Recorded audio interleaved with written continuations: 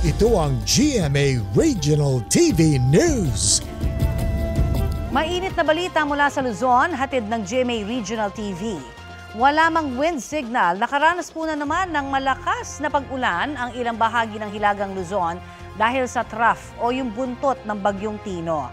Kasama natin si Chris Zuniga para sa detalye. Chris? Salamat, Connie. Binaha ang ilang bahagi ng Baler, Aurora kasunod ng malakas na ulan. Sa barangay Suklayin, kitang mabagal ang takbo ng ilang sasakyan dahil sa tubig sa kalsada. Halos 3 oras daw na umulan doon, kaya bumaha. Nagdulot yan ng perwisyo sa mga residente, lalo't dyan daw ang pangunahing ruta, papasok at palabas ng mga terminal at palengke sa bayan. Nagkaroon naman ng rock slide sa Tinglayan, Kalinga.